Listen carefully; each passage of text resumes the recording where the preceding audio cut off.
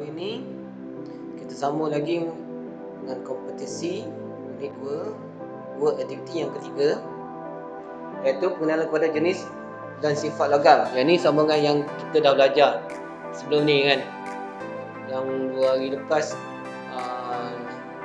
yang semalam punya kita dah belajar pasal sifat logam. Sifat logam lah, jenis logam, iaitu macam mana logam tu dia buat, lau apa semua tu. Okay, untuk hari ni pula kita akan cakap pasal jenis logam, ferrous, non-ferrous dan sifat dia. Okay, pengenalan kepada jenis dan sifat logam. Okay, pengepal mestilah menyelidik dan mengkaji sebelum memulakan proses pengepalan. Okay, pengepal juga mesti tahu dan peka segala jenis dan sifat logam yang ada dikepal. Okay, jadinya sebelum kita nak mulakan kepal, kita kena mesti tahu sama ada logam tu logam jenis apa. Sama ada logam ferrous ataupun logam non-ferrous. Okey, kalau logam ferrous, okey, dia ada jenis-jenis dia pula. Okey, macam kulilit karbon. So, kita kena tahu timpalan yang kita buat mestilah timpalan berdasarkan kulilit karbon. So, welding dia, alat welding apa semua dan juga elektrod dia mestilah timpalan karbon. Kalau lah stainless steel, maksudnya kita guna yang barang stainless steel. So, disebabkan itu, pengepal mestilah tahu sifat-sifat logam dia. Pengepal yang terbaik mestilah tahu sifat dia. Okey, logam terbahagi kepada 2 jenis, iaitu ferrous metal dan juga non-ferrous metal. Okey, logam yang mengandungi, logam ferrous ni logam yang mengandungi campuran karbon. Okey, ferrous awak ingat logam ni ada karbon. Okey, ia mudah berkarat dan suhu kecairannya tinggi. Okey, disebabkan dia ada karbon, so ia mudah berkarat. Okey, ini disebabkan kerana campuran karbon dalam logam membolehkan menghasilkan suhu kecairan yang tinggi. Okey, untuk non-ferrous pula, ialah logam yang tidak mengandungi karbon. Okey, logam non-ferrous tidak mengandungi karbon. Okey, jenis logam ferrous iaitu besi jongkong, besi tuang, kulilit karbon biasa, steel, kulilit pancalogam, iron steel. Selain itu, untuk jenis logam bukan ferrous, tembaga, loyang, gansa, aluminium, zinc, perak, nikel, kromium dan juga emas satu lagi. Logam ferrous. Pertama ialah kulilit karbon. Kulilit karbon ni ialah sejenis kulilit yang mengandungi besi, karbon, silikon, mangan, sulfur dan fosforus. Kulilit karbon boleh dibahagikan kepada 3 jenis bergantung kepada peratus penggunaan karbon. Kulilit karbon ni dia ada 3 jenis, iaitu kulilit karbon pertama iaitu kulilit karbon rendah ataupun kita panggil kulilit lembut. Kulilit karbon rendah ni kita panggil disebabkan oleh dia hanya mengandungi 0.5% hingga 0.3% karbon sahaja. Ia banyak digunakan dalam kerja-kerja fabrikasi dan mempunyai kebolehtempaan yang baik serta kekuatan yang sederhana. Tetapi sifat tahan karat adalah kurang baik. Biasanya ia digunakan untuk membuat kepingan keluli, rod, plate, dawai dan keluli struktur. Yang biasanya awak tengok dekat sekeliling awak tu, macam besi, segala besi yang ada dekat sekeliling awak, busi ke, meja ke, biasanya dia buat daripada keluli karbon rendah. Macam grill, pintu apa semua tu, dia dibuat daripada keluli karbon rendah.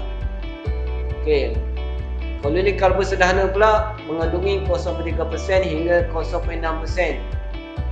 Mempunyai kekuatan dan kekerasan yang lebih kuat berbanding dengan keluli lembut.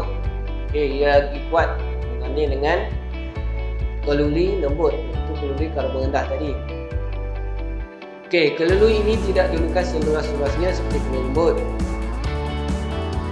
Ia digunakan untuk membuat blok acuan, tali dawai, pegas berlapis. Pegas berlapis ni adalah spring, pemutar skru, panah, pahat, bekas tekanan tinggi dan juga gear. Kulilit berkarbon tinggi. Ia mengandungi kira-kira 0.6% hingga 1.5% karbon. Keluri ini mempunyai sifat kekerasan dan keteguhan yang paling tinggi serta boleh ditingkatkan dengan rawatan haba. Ia digunakan untuk membuat mata-mata alat, alatan tangan, pisau, mata gergaji dan juga roda kereta api. Okey. So, keluri karbon tinggi ni ia lagi kuat berbandingan sederhana dengan keluri rendah. Okey. Biasanya untuk roda kereta api ni kita guna keluri berkarbon tinggi lah. Sebab untuk menampung berat satu kabin kereta api itu sangat berat. Sebab tu dia guna untuk keluri karbon rendah. Kalau dia guna keluri karbon yang lembut, yang rendah, jadi roda kereta api ni tak akan dapat menampung berat daripada kabin tu. Okey. Inilah contoh keluri karbon yang korang akan buat welding tu akan guna keluri karbon lah.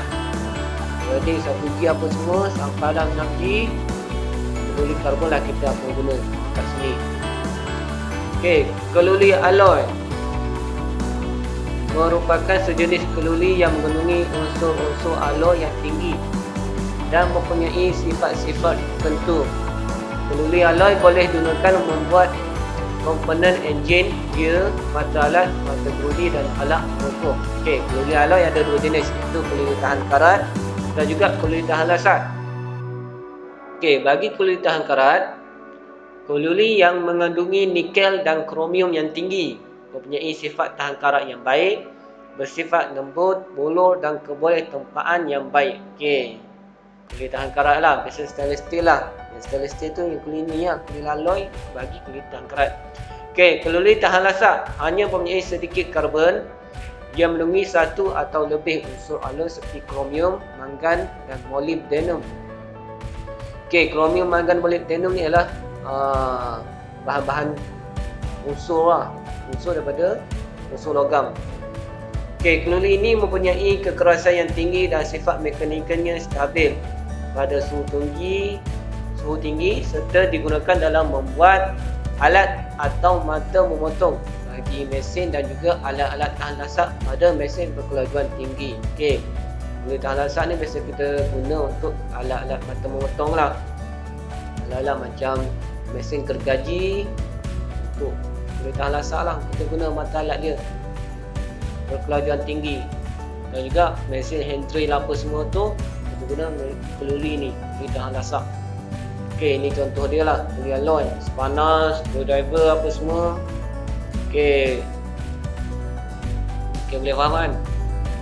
Okey, besi tuang.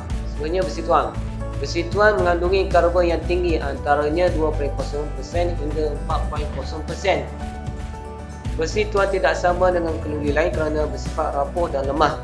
Okey, besi tuang ni bersifat rapuh dan lemah berbanding dengan besi yang lain, berbanding dengan besi alloy dan berbanding dengan besi karbon. Okey, besi tuang pula ada jenis-jenis dia. Okey, pertama itu besi tuang kelabu. Okey, besi tuang kelabu ni mempunyai campuran karbon di antara 2.0% hingga 4.0%. Okey, sifatnya mudah di mesin serta proses tuangan mudah dan mempunyai kekuatan mapatan yang rendah. Okey, besi tuang kelabu ni kekuatannya sangat rendah lah, kekuatan mapatan dia. Okey, biasa dibuat untuk rangka mesin, pipe dan acuan mesin lah. Okey, besi tuang mudah tempur mempunyai campuran karbon di antara 2.5% hingga 3.0%. Sifat mekanikalnya sangat keras dan sukar di mesin, mempunyai kekuatan mapatan lebih tinggi.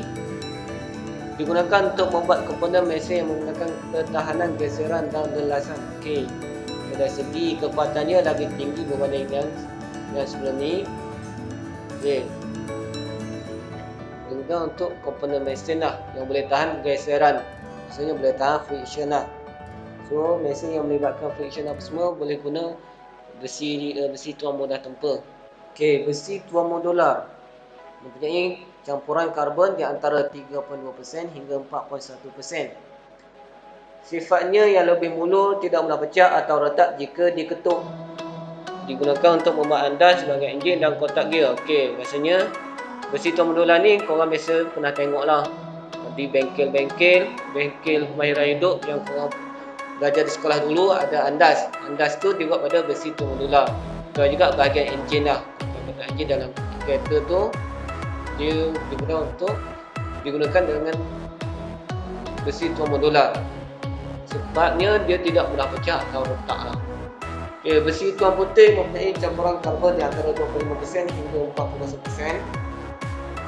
Sifatnya yang kelihatan dan boleh terpaan serta mempunyai kekuatan iaitu tidak mudah pecah atau retak jika diketuk. Digunakan untuk membuat bahagian mesin, tapak roda, kotak engkol, bahagian petrol enjin. Dan enjin lah. Okay, besi tuan putih ni dia tidak mudah pecah dan retak juga. Okay, ini contoh besi tuang.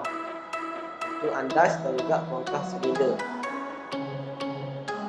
Okay, seterusnya logam bukan ferrous, non-ferrous metal. Okay, logam bukan ferrous ialah logam yang tidak mempunyai kandungan besi. Okay, iaitu timah berwarna putih perak, bersifat lembut serta mundur, digunakan pada gangsa, pewter dan penyalut tin, bekas makanan dan bahan kering. Okay, timah ni biasa kita jumpa lah.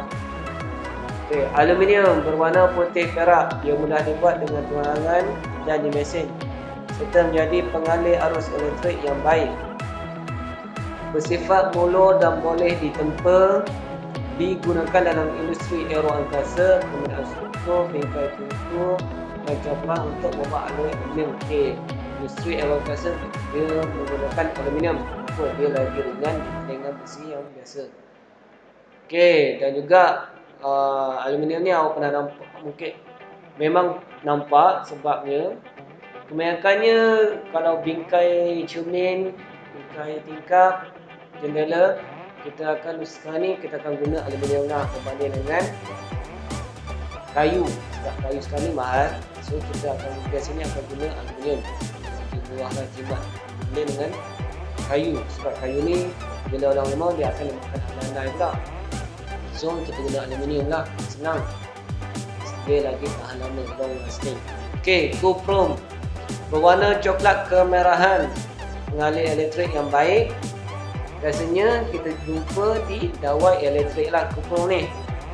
Kat dawai elektrik kita boleh jumpa chrome, ataupun dalam kepala soket pun, kepala plug pun boleh nampak chrome tu. Okay, loyang campuran logam, chrome dan zinc. Dia mudah dimesin, dibentuk dan dituang. Okay, digunakan untuk membuat kelengkapan bot dan alat perhiasan. Okay, biasanya kelengkapan bot ni dibuat dengan loyang. Dia campuran daripada chrome dan juga zinc. Okay, gangsa pula dia adalah campuran chrome dan juga timah. Mempunyai sifat kekerasan serta pengalir elektrik yang baik. Okay, zinc berwarna putih kebiruan, logam yang lembut dan mudah dibentuk dan boleh dituang. Digunakan sebagai pelindung logam lain seperti zinc galvani. Zinc perak pula sejenis logam yang cantik dan berkilat, berwarna putih perak yang tulen, ada lembut untuk sesuai untuk perhiasan. Okey, perak ni juga pengalih elektrik yang baik lah. Okay, nikel berwarna putih perak, ianya keras dan tidak bertukar di udara kering. Digunakan untuk membuat pancar logam lain, bersifat magnetik dan boleh dilimpah kerana mempunyai karbon. Okay, nikel ni dia special sebab dia ada kandungan karbon dalam besi dia, dalam nikel ni. So walaupun dia tergolong dalam logam non-ferrous. Okay, sifat-sifat logam. Okay, ada 3 jenis sifat logam ni. Pertama, kimia, dua, fizikal dan juga mekanikal. Okay, kita teruskan pada sifat kimia.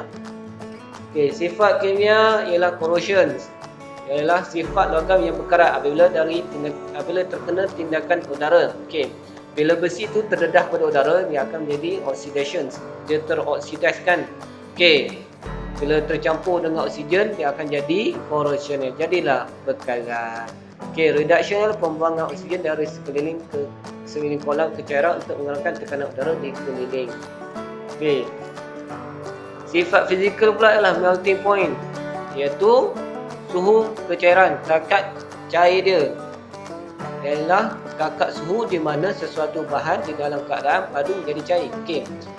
Keadaan padu ni maksudnya dalam keadaan pejal, logam tu dalam pejal, mana dalam ketul dia boleh menjadi cair. So bila boleh menjadi cair tu dia ada takat suhu dia, takat haba dia. Takat yang boleh menyebabkan daripada pejal pergi kepada cair. Okey. Thermal conductivity ialah takat haba kepanasan sesuatu logam. Okey. Maksudnya takat haba lah. Bila kita panaskan dia takat haba, dia panas sampai takat bila. Okey. Grain structure ialah bagaimana haba akan mengubah jera-jera sesuatu logam. Okey, apa yang saya telah terangkan sebelum ni. Logam ni mengandungi grain structure. Grain structure. Kalau sekarang ni logam berada dalam keadaan padu ataupun pejal, maksudnya grain structure dia ialah rapat. Grain structure nya rapat. Kalau orang ingat sebelum ni saya dah ajar, dah terang. Okey, bila kita panaskan itu, okey, grain structure tu akan berubah bentuk menjadi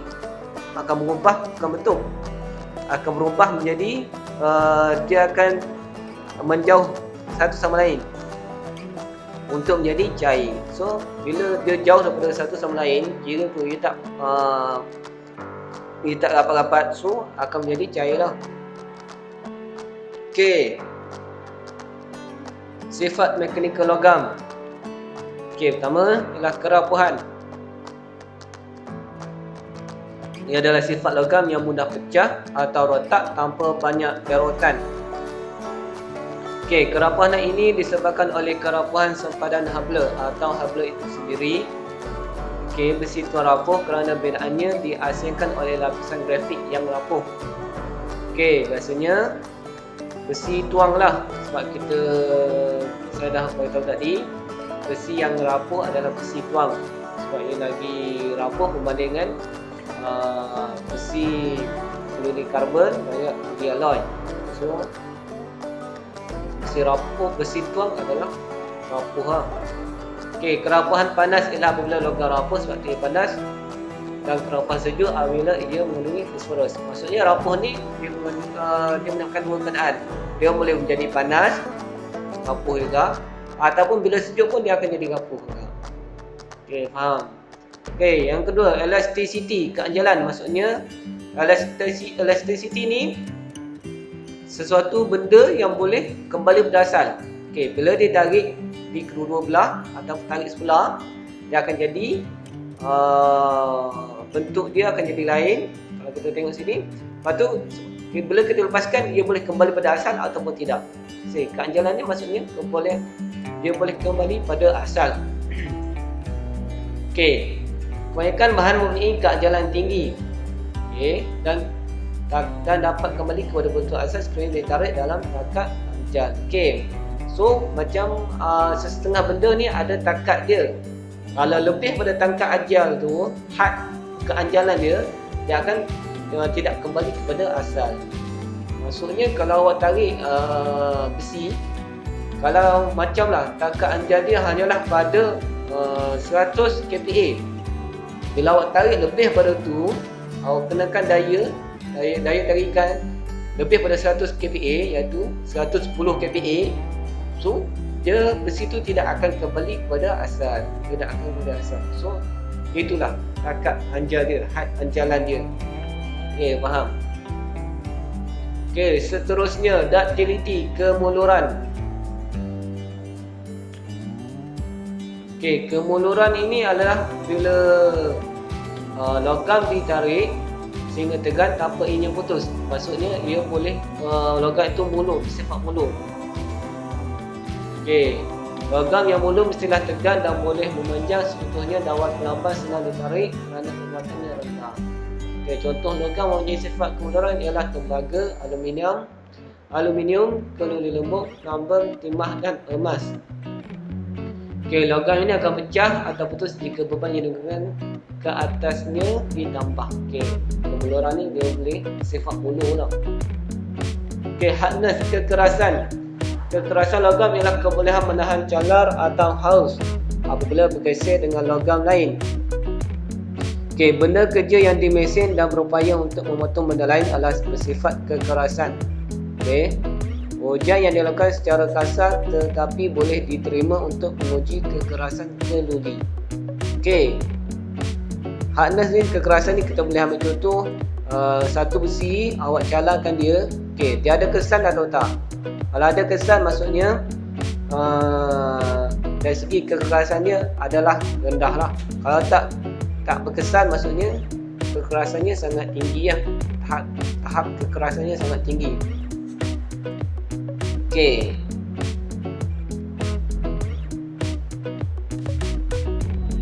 Kekuatan teregangan, tensile strength, ialah sifat yang mana ia dapat memberikan sesuatu logam itu menentang daya yang bergerak untuk menarik kedua bahagian logam tersebut. Dalam erti kata lain, keupayaan logam untuk menahan daya tarikan. Okey, maksudnya tensile strength ni boleh kebolehan untuk menaya tahan tarikan. Bila tarik kedua belah sisi, dia boleh tahan ke tak. Maksudnya kuatan regangan. Lepas tu kita akan kira nilai yang kita tarik tu sampailah dia putus. Kalau 70 kPa, 60 kPa, mungkin dia hanya boleh withstand hingga 60 kPa, maksudnya 60 kilopascal kekuatan tarikan. Okey, compressive strength, kekuatan mampatan, ialah sesuatu sifat kekuatan yang berupaya menentang dari segala remukan. Mampatan ialah berlawanan dengan regangan, tension ataupun kesan. Okey, yang mana ianya menghubungkan tekanan dalam dua arah. Okey, kebanyakan logam mengandungi ketinggian kekuatan mampatan dan juga kekuatan regangan. Okey. Kekuatan mampatan ni dia akan mampatkan dari kedua belah arah. Okey, biasanya besi ni ketinggian kekuatan mampatan dan ketinggian kekuatan regangan. Biasanya besi ada lah. Baik, kalau logam ni dari segi mampatan dan regangan dia kuat. Sebab itulah kalau bangunan kena ada besi, dia tak boleh ada konkrit je, ada batu bata je tak boleh. Dia kena letak juga besi untuk withstand tensile strength dan juga compressive strength. Okey, boleh faham? Okey, compressive strength, kekuatan mampatan. Okey, ini sambungan tadi. Okey, ialah suatu sifat kekuatan mampatan dari remukan. Okey, sama macam tadi. Compressive strength dan yang ini pun sama juga, boleh menahan daya mampatan. Okey, yang ni tamat yang ni. Okey, sikit lagi dekat sini. Okay, cara-cara mengenali logam. Ini dalam nota tu. Okey. Cara mengenali logam ada 8 cara boleh contoh untuk mengenali logam. Okey, caranya adalah spark test. Maksudnya kita canaikan logam tu. So logam tu besi tu akan mengeluarkan api. Api tu kita ukur berdasarkan warna dia macam mana, kuantiti dia banyak ataupun sikit, lepas tu jarak dia singkat ataupun panjang, percikan dia tu. Dia boleh daripada jenis-jenis tu kita akan tahu lah kita mana itu right iron ke, besi pertawan ke, besi mild steel ke, besi karbon ke, karbon tinggi, karbon rendah. Ada banyak sikit, kuantiti kurang sederhana. Okey, yang kedua, oxy acetylene torch. Cara pemasannya ialah kita panaskan, buat puding tu. Maksudnya proses puding, maksudnya dia panaskan atas tu menggunakan api neutral. Okey, Puding mesti tidak memercikan bunga api. Okey, rupa bentuk pada tepi logam akan menunjukkan logam tersebut boleh dikimpan. Jika logam tersebut cair dan berbentuk sama, berkelap semasa menunggu, bermakna beri tahap kimpan yang baik. Jika logam itu berbentuk gelap, maksudnya bila kita panaskan tu dia jadi warna gelap dan kasar, dan juga dia macam berlubang. Dia ada berlubang tu, maksudnya dia tidak mempunyai tahap kimpanan yang baik. Kalau kita panaskan dia cair warna merah, maksudnya dia mempunyai tahap kimpanan yang baik. Okey, fracture test dibuat dengan mematah atau memecah sesuatu logam kepada dua. Okey, pemecahan logam tersebut akan mendapatkan grain fracture. Jika saiz besar ia menunjukkan sifat rapuh, jika halus biasanya keras dan rapuh ataupun lembut. Okey, fracture test ni kita patahkan, pecahkan dia. Okey, color test dibuat dengan mematah atau memecah sesuatu logam. Bagi besi dan duri akan menunjukkan warna kelabu keputihan. Tapi bagi non-ferrous, warna kuning dan putih di bahagian patah atau memecah. Color test memecahkan masa kita letak warna kelabu keputihan lah. Bagi non-ferrous, warna putih dan putih warna. Ini bukan dibuat dengan memecah, dia dibuat dengan color test dengan mewarnakan logam tu.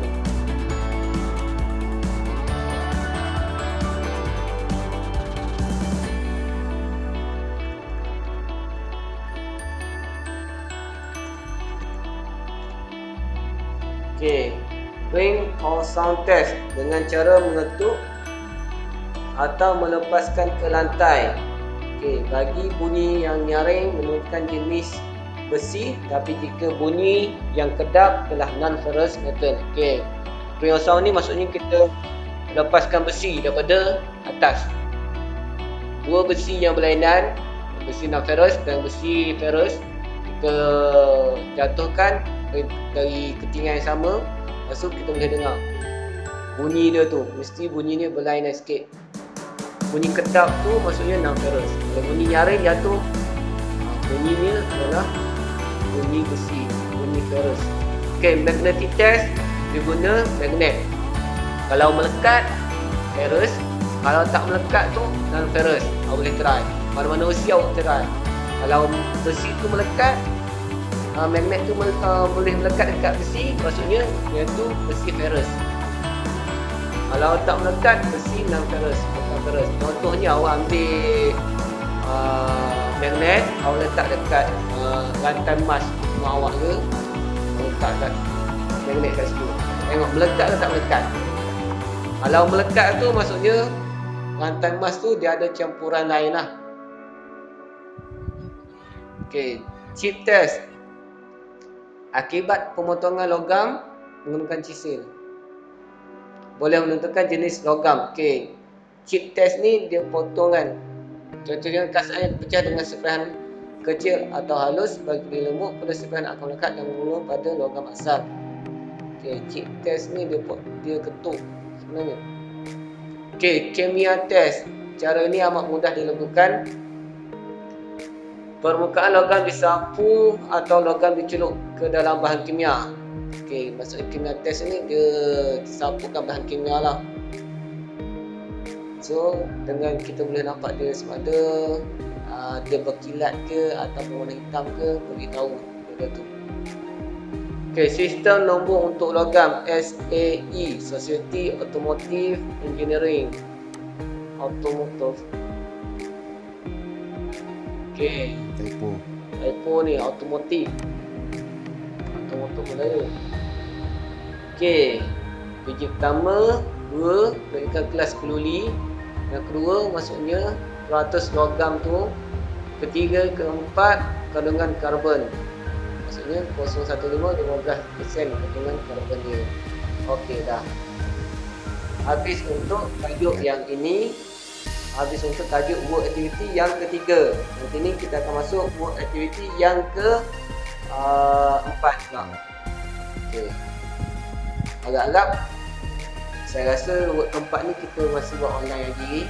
Mungkin lepas tu mungkin tengoklah bila dah dapat kebenaran untuk datang datang ke college, bolehlah datang ke college.